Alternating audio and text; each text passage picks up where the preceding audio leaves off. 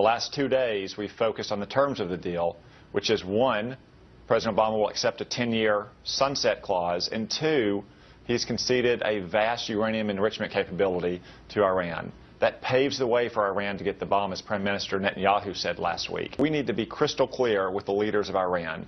Any deal that's not approved by Congress won't be accepted by Congress. Not now, and certainly not in the future, because Congress is focused on stopping Iran from getting a nuclear weapon today, tomorrow, and 10 years from now. All right, folks, joining us now is Doug Feith, Senior Fellow at the Hudson Institute, former Undersecretary of Defense for President George W. Bush, and author of War and Decision: Inside the Pentagon at the Dawn of the War on Terrorism. There is the book on your screen. Douglas, welcome, sir. Great to talk to you again.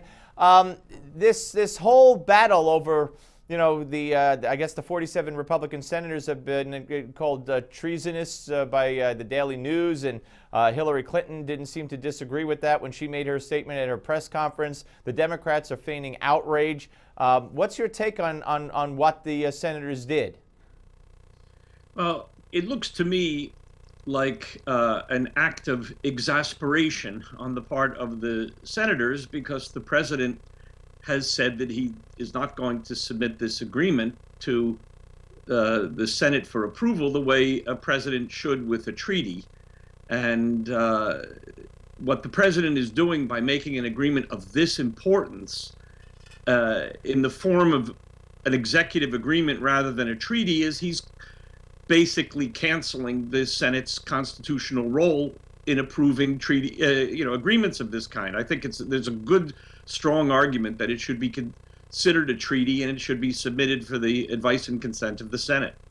Right, and John Kerry doubled down just the other day, maybe yesterday it was, testifying and saying that Congress will not have a role in approving this deal if this deal does come to fruition. And that's typical Obamaism, if you will. He's done it on many other subjects and areas, so you would figure he would do it here. All right, so what they're also failing to remember, of course, is that Nancy Pelosi, against the wishes, and you could refresh it, Sol, here, against the wishes of George W. Bush, went to Syria and sat down with Assad, and also pretended to send a message from Prime Minister Olmert to Assad saying Israel's ready to talk. And after he found out, Olmert said, we never said that. So who's worse, what the senators did or what Nancy Pelosi did? Well, I think that there's a misunderstanding altogether here about the role of Congress in foreign policy. I mean, it's true that the president has the main role in our constitutional system in conducting the foreign policy of the United States. But that doesn't mean that Congress has no role. And historically, members of Congress have played a role even in negotiations. I mean, I remember very well during the Reagan administration, you had members of Congress, Democrats, who were unhappy with the way the Reagan administration was conducting arms control negotiations with the Soviets.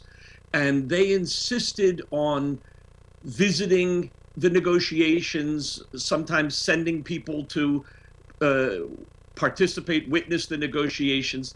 I mean, this is something that generally gets worked out between the executive branch and the Congress.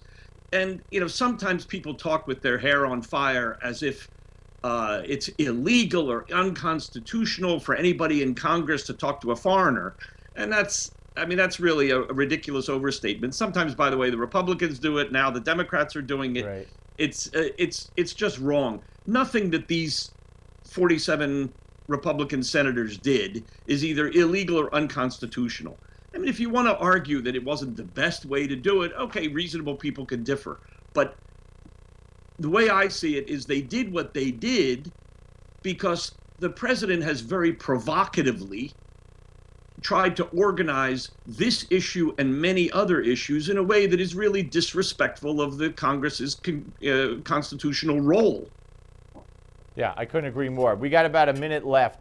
This deal as we know it, what we know of it. A, do you think it's going to be signed in that form with the 10-year and the 1-year breakout, and Obama will agree to all that? Well, if it does, I think it's essentially an admission by the president that he considers the Iranian nuclear problem too hard to do anything about. because, I mean, he started off saying this is an enormously important subject and an Iranian nuclear weapon is unacceptable.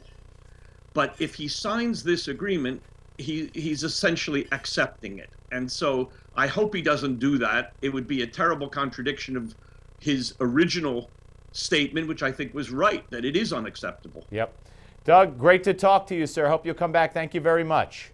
Always good to talk to you. Doug Feith, ladies and gentlemen, here on the Steve Malzberg Show. When we come back, Washington Post columnist Dana Milbank will join us. That should be a lot of fun. Right here on the Steve Malzberg Show, only on Newsmax Television. Don't go away.